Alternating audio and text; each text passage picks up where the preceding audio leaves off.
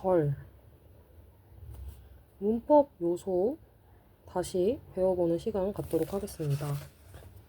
자, 일단은 문장을 구성하는 요소 중에서 그 단어라는 게 핵심적으로 등장을 하면은 문장이 완성이 된다고 보기 때문에 우리가 단어라는 걸 통해서 문장을 해석을 할 수가 있는데 이 단어가 모인다고 하죠.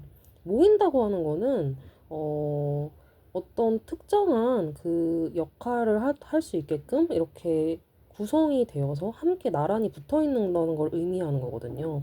그래서 단어가 이렇게 따로따로 이렇게 분산되어 있는 게 아니라 하나의 지점으로 가까이 이렇게 오게 됐을 경우에 모인다라는 표현을 쓰는 거죠. 그래서 단어가 만약에 모였다. 그래서 어떤 걸 이룬다? 문장에서 하나의 부분, 일부를 이룬다면. 자, 세 가지 단어 보세요. 단어라는 거 첫 번째 등장했죠. 그리고 모인다라는 표현 왔죠. 그리고 일부라는 표현이 왔죠. 이 세 가지가 다 연결이 되어 있는 거예요. 단어는 단어지만 그냥 단어가 아니라 두 번째, 모여야 되고요. 또 세 번째, 그리고 그러면서 그것이 문장에서 일부로서 기능을 한다. 그렇게 됐을 때 어떻게 되죠? 주어 플러스 동사 이런 관계가 형성이 되겠죠. 이게 결과물인 거죠, 결국에는. 그렇게 되어서 포함이 된다. 그 전체를 아우르는 개념이 어떤 거다? 절이라고 부르는 거죠. 그쵸. 절이라고 하는 건 결국에는 이게 와야 되는 거예요. 주어랑 동사가 함께 포함을 해서 엮여서 해석이 된다. 그러면 우리는 그때부터 구가 아니라 어떤 걸로 부른다고? 절이라고 부른다. 이렇게 기본적인 절이라는 거에 의미를 지금 정의를 내렸거든요. 자, 그래서 절이라는 건 어떤 거냐면 월드스가 모인대요. 그 다음에 모여서 어떻게 된다? 어떤 파트를 이루는 거죠. 자, 그 다음에 그렇게 됐을 때 주어 플러스 동사라는 어떤 형태가 나오는데 그 포메이션이 나오는데 그것이 포함이 되어 있는 형태를 아우르는 단어를 우리는 보통 클라우즈라고 부르면서 절이라고 보게 된다. 이렇게 해석을 하는 거죠. 자, 여기까지 어렵지 않죠? 그런데요, 절에도 종류가 여러 가지가 있다고 해요. 자, 어떤 게 있죠? 등위절이라는 게 나왔죠. 등위절. 자, 자세히 보세요. 등위절이 어떤 걸 의미하는 건지 아직까지 설명이 나와 있지는 않아요. 하지만 이렇게 종속절이나 주절 이렇게 세 가지가 나왔다고 하네요. 자, 등위절은 어떤 걸 의미하는 걸고 종속절은 어떤 걸 의미하는 거고 또 주절은 어떤 걸 의미하는 걸까? 우리는 아직까지 이걸 모르지만 어쨌든 이런 종류의 개념이 있다. 이 정도만 머릿속으로 새기면서 다시 넘어가 볼게요. 자, 등위절이라는 개념을 살펴볼 건데요. 등위절이라는 단어를 처음 봤을 때는 저는 사실은 이 등 위가 왜 굳이 절 앞에 이렇게 위치를 하는가 이거를 생각을 해보니까 그렇게 가늠이 쉽게 빠르게 다가오진 않았어요. 그래서 설명을 한번 보면서 저도 학습을 해보도록 할게요. 아, 그쵸, 그쵸. 등위 접속사라는 개념이 영어에 있잖아요. 자, 등위 접속사가 의미하는 건 어떤 거죠? 이거예요. 너무 단순해요. and, but, all, for. 이것들은 뭘 의미하는 거예요? 이걸 의미하는 건데요. 등위 접속사. 자, 보세요. 너무 간단 명료해요. 이 and나 but이나 all이나 for 같은 개념은요.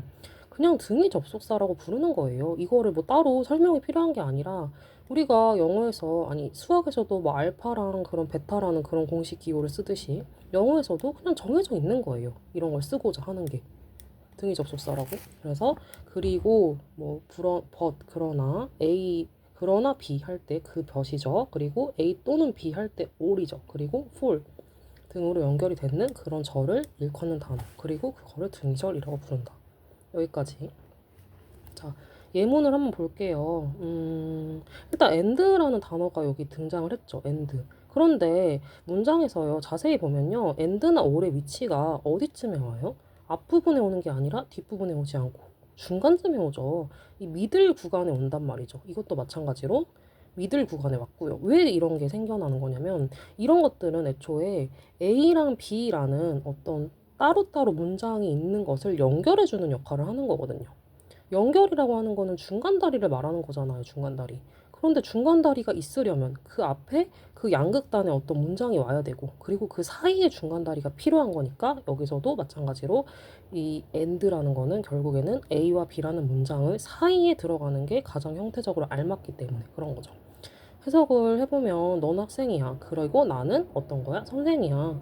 그쵸. 그냥 너랑 나라고 하는 사람이 어떤 사람인지 그것만 말해주고 있는 건데, 그런데 문장을 이어줘야 되는 역할을 해야 되니까 등위 접속사가 필요해서 and가 왔다. 이런 거죠. 너랑 나. You and I라고 하죠. 너랑 나. 그리고 여기서는 문장이니까. 왜냐면 you라고 하는 건 단어거든요. 여기서는 절이 와야 되는 구간이니까 you are a student. 주어랑 동사 맞죠? 그리고 I'm a teacher. 주어 동사 맞죠? 절 맞죠? 그러니까 등이 연결된 거죠. 그 다음에 Shall I call you? 내가 너를 어떻게 해도 되는 거예요? 불러도 될까요? 또는 아니면 네가 나에게 전화를 할래. 이게 무슨 말이에요, 이거? 이번 문장 조금 해석하는데 약간은 좀 어려움이 있을 수가 있어요. 왜냐면 이 문장의 경우는요, 일반적인 문장이 아니라 조동사의 의문문이라고 보아야 되거든요. 이 앞에 이 shall이라는 단어 들어갔죠. 이 shall은 어떨 때 쓰는 단어라고 생각을 하시냐면 어떤 가능이에요, 가능. 그런데 상대방한테 뭔가 포커스가 맞춰진 그런 가능성이거든요. 내가 뭔가를 하고 싶다라는 어떤 내 욕구나 의지를 표현하기보다는 상대방이 이걸 했을 때 좋아할까 싫어할까 이런 식으로 생각을 하면서 내가 이렇게 해도 될까? 이런 식으로 정중하고 되게 공손한 표현이라고 볼 수가 있는 거거든요. 그래서 이런 조동사 의문문절 맞죠?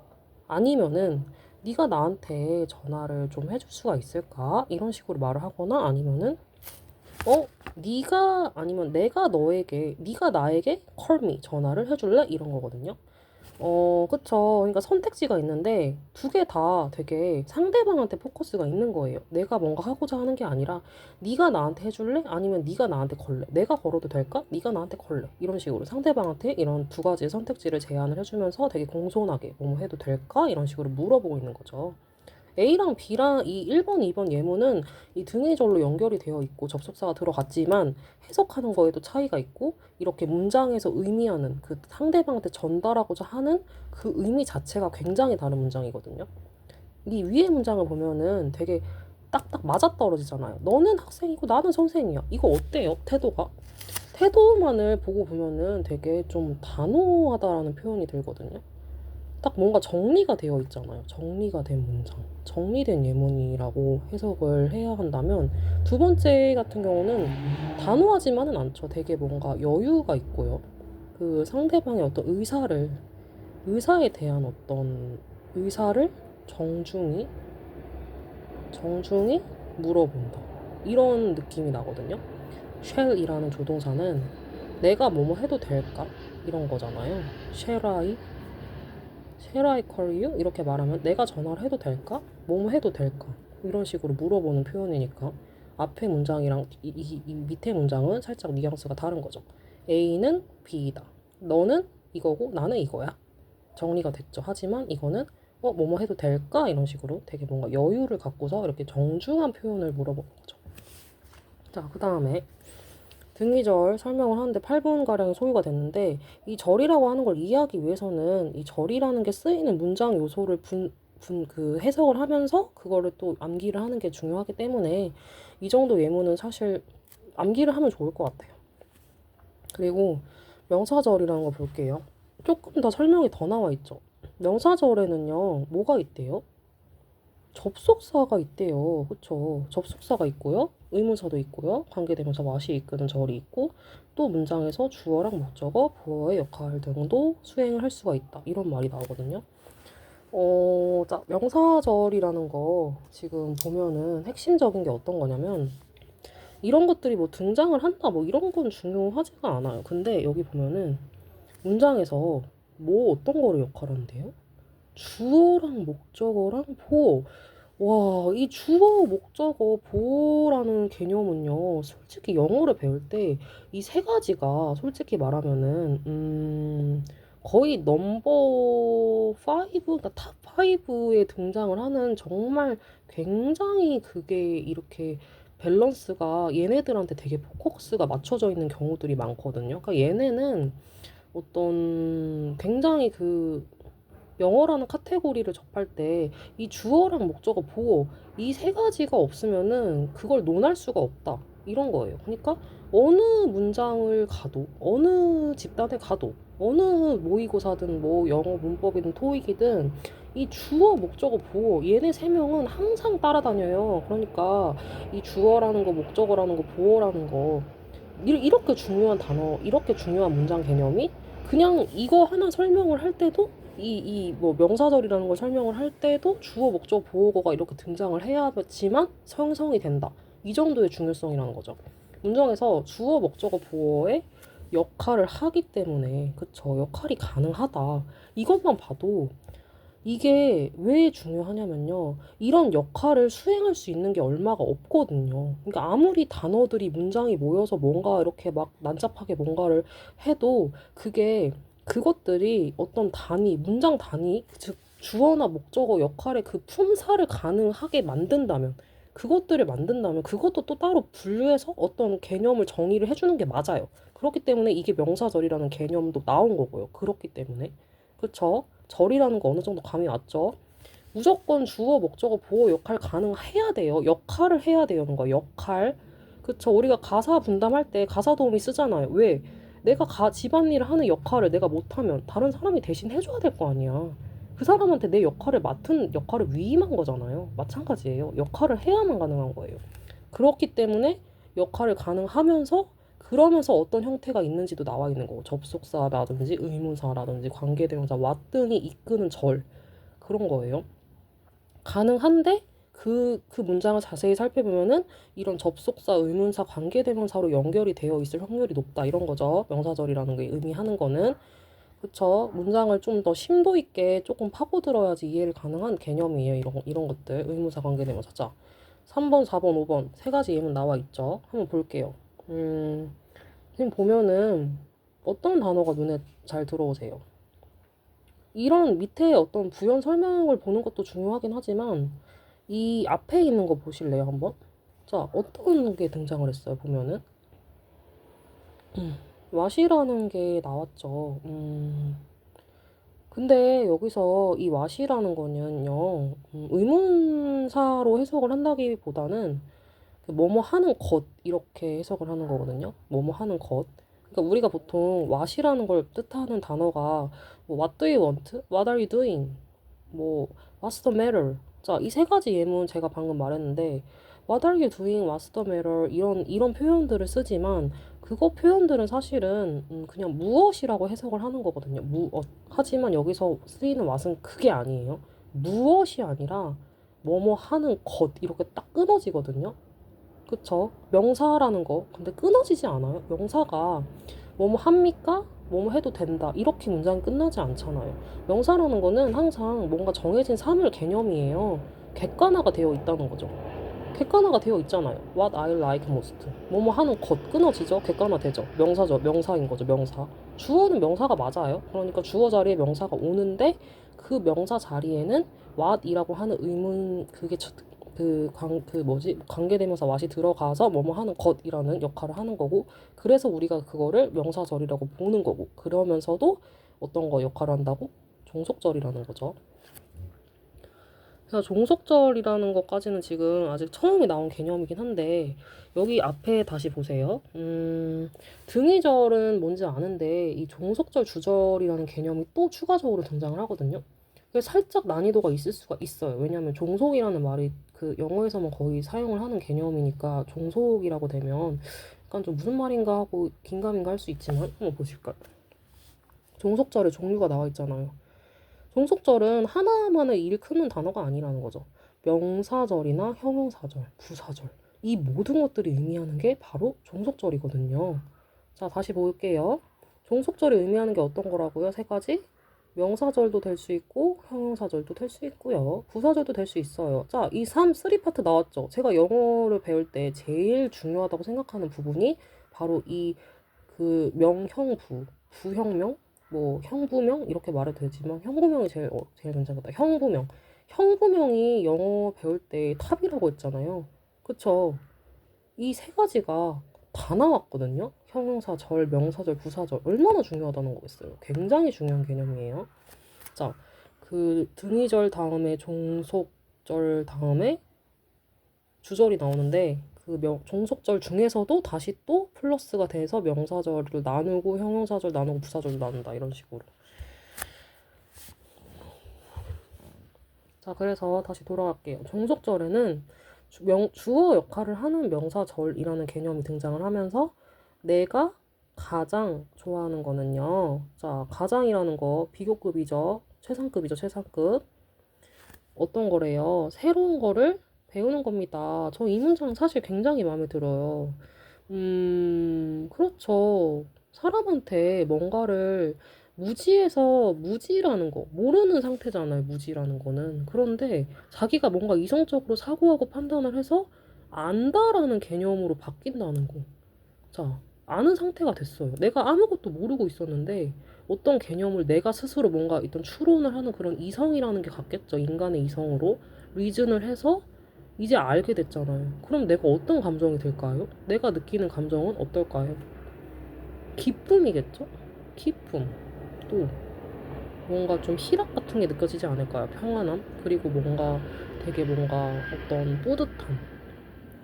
뿌듯하면서 막 긍지도 느껴지고 그럴 거 아니에요. 이렇게 긍정적인 감정을 갖도록 해주는 게 인간의 이성을 통해서 이성적 사고를 통해서 얻게 되는 지식이거든요. 그 지식을 배우는 게 우리가 하고 있는 학습이거든요. 이 사람도 그걸 아는 사람이에요. 내가 가장 최고로 여기는 거는요. 내가 가장 좋아라 하는 게 어떤 거냐면요. 배우는 거래요. 배우는 건데 뭘 배워? 이런 것들을 배우는 거예요. 나한테 있어서 새로운 지식을 습득하고 알아가는 과정은요. 너무너무 소중한 경험이고요. 너무너무 좋아하는 거거든요. 어떻게 보면 거의 제일 중요하다고 볼 수 있는 거거든요. 자, 이렇게 이런 문장이 나왔죠. 자, 내가 제일 좋아하는 거는 이런 겁니다. 그쵸? 그다음에 또 나는 몰라요. 뭘 모르는데요? 그녀가 언제 올지를 몰라요. 그쵸. 여기서도 what이 나온 것처럼 이렇게 when이라는 그 나왔죠. 이거는 의문 그거 맞아요. 언제라는 해석을 하는 게 맞죠. 그녀가 언제 그 오게 될 것인가를 나는 어떻게 하지 않아요? 알지 못해요. 나는 모릅니다. 나는 아무것도 몰라요. 특히 그녀가 언제 올지 말지 나는 정말 그거에 대해 아무것도 모릅니다. 이런 거예요. 그쵸. 그리고 여기서 지금 모른다라는 개념이 등장을 하는데 모르는 것은 어떤 거냐면 이런 거래요. 그녀가 언제 도착을 할 것인가를 몰라요. 그럼 주절은 당연히 모른다까지가 주절이고 여기서부터는 종속절인 거죠.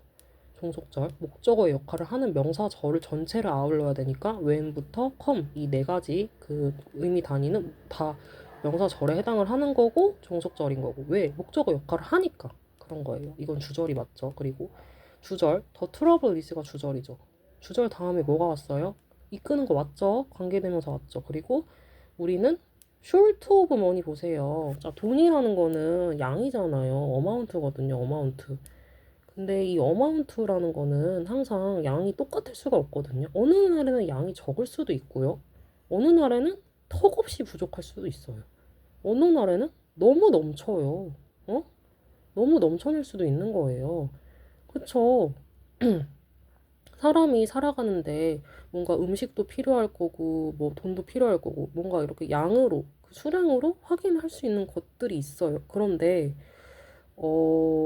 이 양이라는 게 그 정확하게 배분이 되는 걸 보면은 그 모든 개인한테 똑같이 배분이 되지 않잖아요. 어떤 사람한테는 뭔가 많은 양이 주어지기도 하고, 어떤 사람은 그렇지 않은 그런 그 자본만 돌아갈 수 있게끔 되어 있거든요.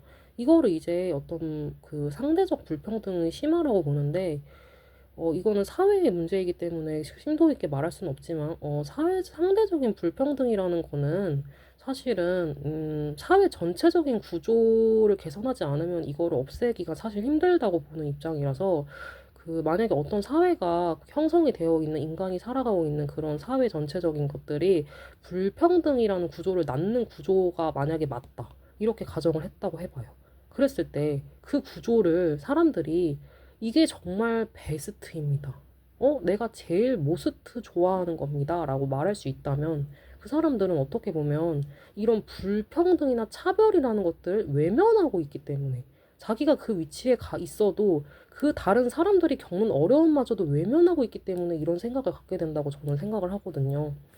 왜냐면 이게 정말 최고고 이게 정말 인간이 누릴 수 있는 최고의 즐거움이고 평안함이라면 상대적 불평등마저도 그거를 눈 감아 줄 만큼의 최고의 사회 구조가 지금 현재 존재하는 그 사회라면 왜 지구상의 절반 이상이 굶주려야 되고 왜 다른 사람들이 새벽같이 밤늦게까지 꼭두 새벽에 일용직 노동자들이 일을 하러 가야 되는지 그 사람들은 밥을 먹기 위해서 거기에 가는 게 아니에요. 그 사람들은 그렇게라도 하지 않으면 다른 사람들한테 자기가 일거리를 빼앗길 것 같아서 자기가 일찍 나가서 거기서 그 맡은 일을 선점을 해야지만 다른 사람들한테 자기가 그걸 뺏기지 않고 그래야 자기도 생존이 가능하거든요. 그러니까 남들보다 더 치열하게 살는데 그 사람들이 받는 보수가 어때요? 굉장히 적거든요. 그쵸. 위험하고 굉장히 몸에 무리가 가고 근육을 많이 사용하면서 물론 머리는 쓰지 않겠죠. 하지만 그걸 하면서 왔다 갔다 하면서 얼마나 신체가 피로할 거고 얼마나 정신적으로 스트레스를 받고 위험하고 무섭고 두렵겠어요. 하지만 그 사람들은 그걸 견뎌야 되는 거예요. 왜? 그렇게 하지 않으면 생존할 수가 없거든요. 다른 사람들은 가만히 키보드만 쳐도 돈이 나와요. 어? 크리에이터들. 근데 이 사람들은 다르잖아요. 제가 여기서 말하는 상대적 불평등이라는 건 바로 이런 것들을 말하는 거거든요. 이런 것들이 존재하고 만연을 하는데 나는 이 구조가 좋아. 이렇게 말을 하는 사람은 이 구조 자체에 관심이 있는 게 아니죠, 사실. 자신의 생존이 제일 중요한 사람인 거예요. 그쵸? 이 사람들한테 베스트는 이 구조랄 베스트가 아니라 자신의 생존이 제일 중요한 사람들이거든요. 자신의 생존. 다른 사람. 서바이벌이라는 거는 싸움이거든요. 빼앗는 거거든요. 그쵸? 이 사람들은 남의 거를 빼앗고 짓밟고 이러는 걸 너무 많이 봤고 그 사람들 중에 하나인 거예요, 그냥. 저는 이런 구조가 문제가 있다고 생각이 들면 어떻게든지 법을 개편을 하든 정권을 교체를 하든 시위를 하서든 데모를 하든 민중 반란을 일으켜서라도 타파하는 게 맞다고 생각을 하는 입장이고 그런 거죠. 자, 그래서 지금 이 숄트 오브 머니 나왔을 때 살짝 흥분을 해서 제가 이제 이렇게 뭔가 좀 심도 있게 이런 사회 구조의 불평등함에 대한 어떤 그 구조적 개선을 탄원하는 그런 내용의 말을 했지만 사실 공산주의든 민주주의든 그 국민들이 제일 행복하고 제일 편안함을 느끼는 구조라면 그게 옳다라고 믿고 그런 사상을 계속 전승을 하는 게 맞다고 생각을 합니다. 민주주의라는 게 이어져 온 것도 그 사람들의 노력과 희생과 헌신이 있었고 그렇기 때문에 이 불평등만 갖고서 그 민주주의 전체를 완전히 부정하기에는 조금 그런 난해한 면이 있어서 그래서 민주주의도 공산주의나 뭐 이런 정치 사상이나 봤을 때 굉장히 의의가 있는 그런 개념인 거죠. 그래서 이 어마운트라는 거 배웠고 그 다음에 형사절 이제 명사절 예문 3개 봤죠. 종속절 나왔고 보호 역할 주절 가능하다고 했어요. 명사절이었고 그 다음에 형용사절 들어가 볼게요. 그래요. 뭐 콤마가 없다고 하는 관계사래요. 앞에는 콤마가 없는 그 관계사 이런 게 관계사죠. 이런 것들 콤마가 없다는 거는 그 계속적 용법이라고 하는 게 있는데 그거가 아니라는 거예요. 그러니까 계속적 용법이 아니라 뭐 어떤 거다?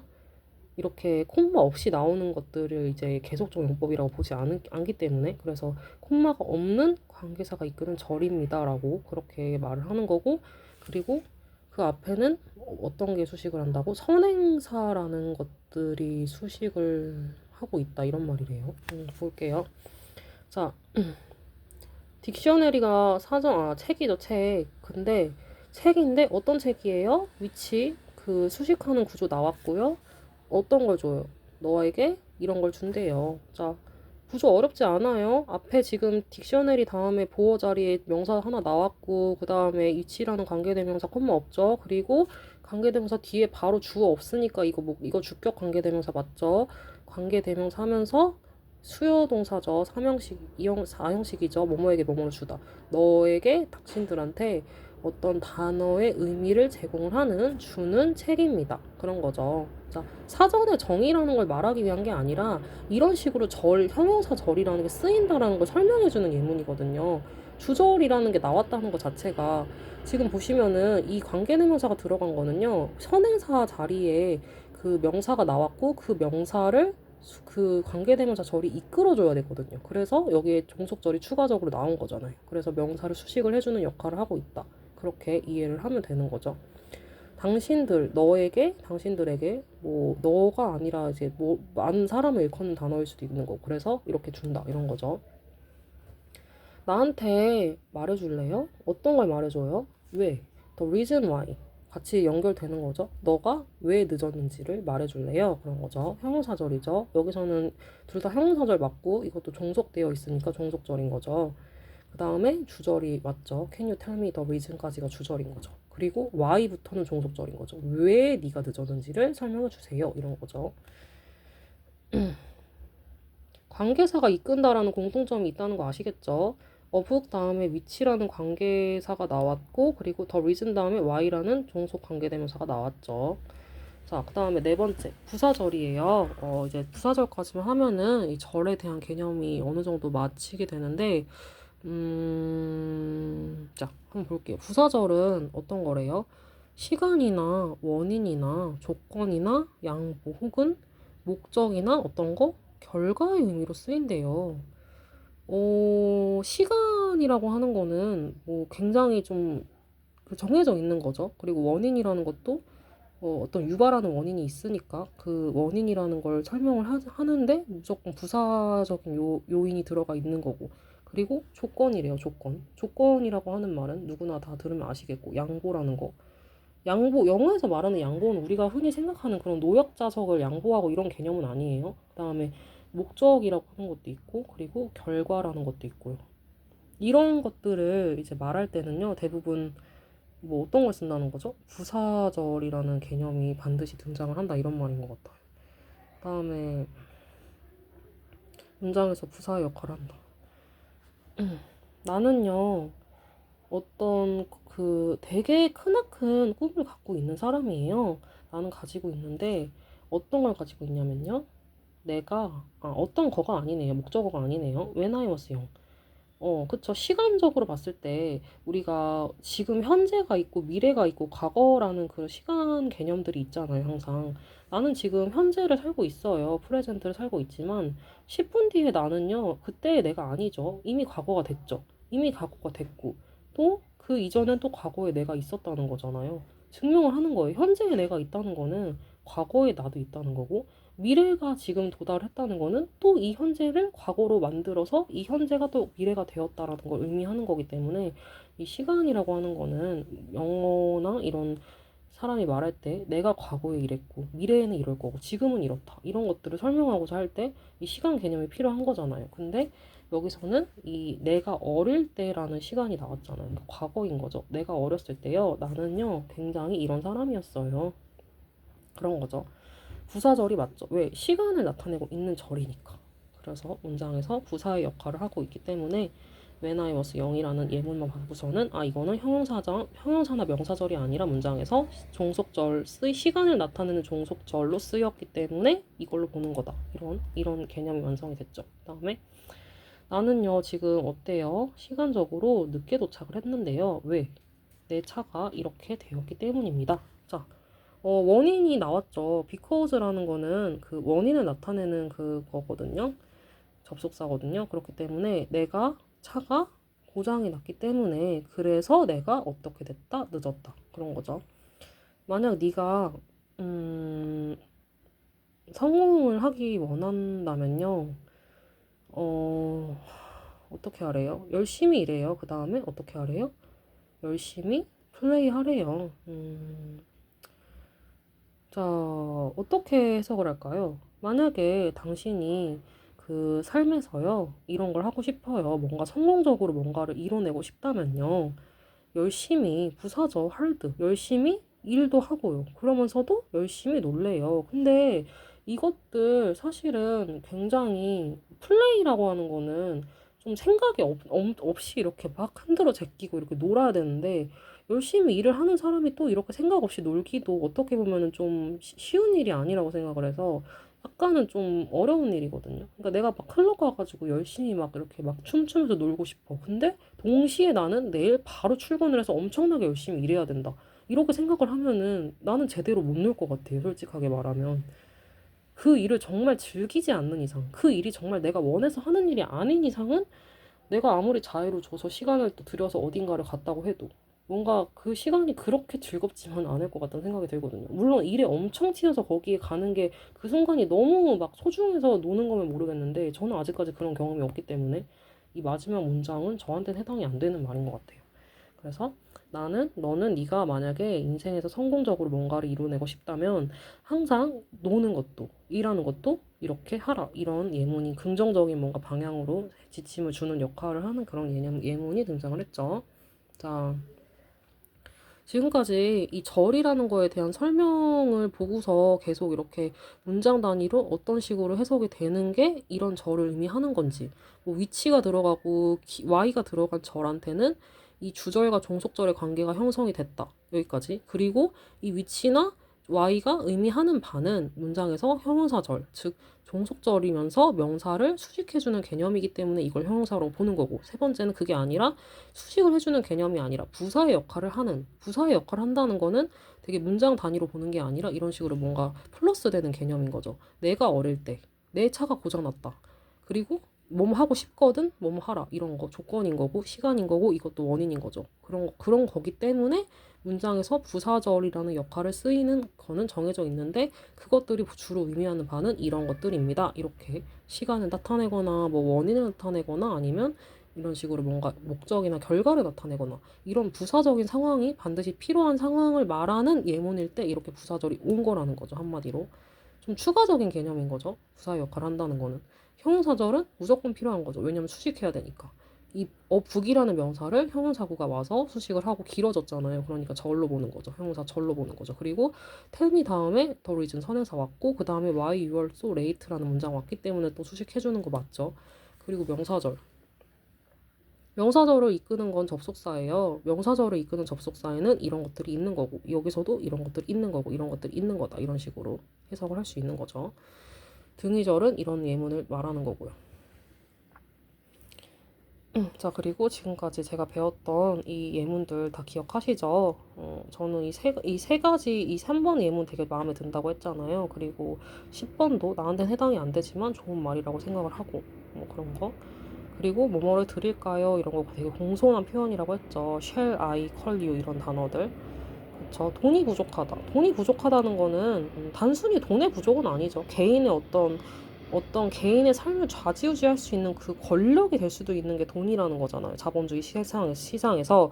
그런데 그 돈이 부족하다라는 것 자체가 의미하는 거는 그 사람이 어떤 그런 사회적 위치나 계급이 낮다라는 걸 의미하고 그걸로 인해서 굉장히 삶이 많이 저평가되어 있을 확률이 높기 때문에 저는 그래서 아까 전에 이런 개념을 통해서 그걸 심도 있게 설명을 하려다 보니까 좀 주제에 맞지 않는 다소 약간 그런 정치적으로 논쟁이 될 수 있는 거리까지 나왔지만 지금 저의 설명은 그냥 어디까지나 그 절이라고 하는 걸 설명하기 위한 거에 불과한 개념이기 때문에 뭐 이런 정치적인 현안이 나왔다고 해서 너무 이렇게 그거를 깊게 받아들이지 마시고 조금 더 예문이나 이런 걸 더 심도 있게 설명을 하고자 했었던 저의 욕심이었다는 거 그냥 그 정도만 알아주시면 좋을 것 같아요.